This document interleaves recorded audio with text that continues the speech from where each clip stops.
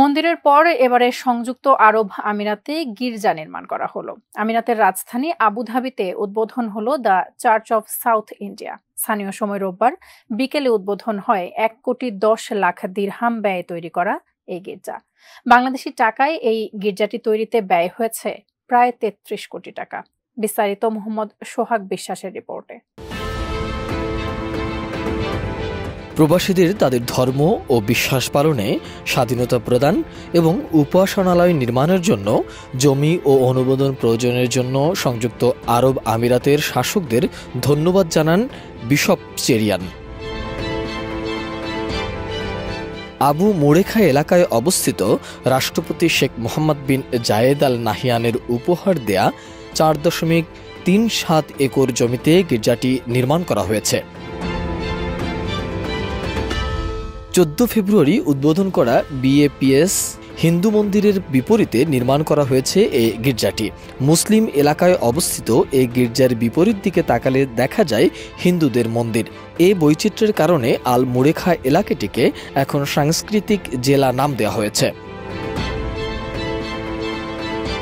Bishop Cherian বলেন, সংযুক্ত আরব আমিরাতের মূল্যবোধ, সহনশীলতা এবং ধর্মীয় সম্প্রীতিকে তুলে ধরতে এ উদ্যোগ নেওয়া হয়েছে। বিষয়টি চমৎকার এবং মানবতার জন্য একটি অনুপ্রেরণামূলক বার্তা। ভবনটির উচ্চতা দেবদূতের ডানার প্রতিনিধিত্ব করে। মেটে রঙের এ ভবনটি ডিজাইন করেছেন কিংবদন্তি মিশরীয় স্থপতি মাহের লামি। ১২,০০০ বর্গফুট আয়তনের গির্জা কমপ্লেক্সের ভিতরে ৮৮০ জনের বেশি উপাসকদের থাকার ব্যবস্থা করা হয়েছে। মূলত প্রার্থনা কক্ষটিতে ৬০০ উপাসকের বসার ব্যবস্থা রয়েছে।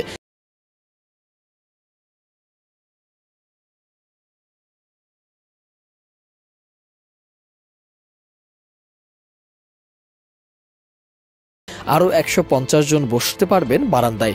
এছাড়া ১০০ জনের থাকার একটি বেথেল কমন হল এবং বাবা মা সহ ৩৫ জন শিশুর জন্য নির্ধারিত এলাকা রয়েছে এই গির্জায়। আগামী ৫ মে থেকে রবিবার সকাল ৯:৩০টায় প্রার্থনা শুরু হবে। এর আগে উত্তরপ্রদেশের অযোধ্যায় রাম মন্দিরের পরে পশ্চিম এশিয়ার মুসলিম রাষ্ট্র সংযুক্ত আরব আমিরাতে মন্দির উদ্বোধন করেন ভারতের প্রধানমন্ত্রী নরেন্দ্র মোদী। দুদিনের সফরের দ্বিতীয় দিনে আবুধাবিতে বিএপিএস-এর উদ্যোগে তৈরি হিন্দু মন্দিরের উদ্বোধন করেন তিনি। সেখানে হাজির ছিলেন বলিউড অভিনেতা অক্ষয় কুমার। আবুধাবিতে এটিই হলো প্রথম হিন্দু মন্দির, আরব আমিরাতে দ্বিতীয়। ওই দেশের বৃহত্তম শহর দুবাইয়ে রয়েছে আরেকটি মন্দির। মোহাম্মদ সোহাগ বিশ্বাস, ডেস্ক রিপোর্ট, এটিএন নিউজ।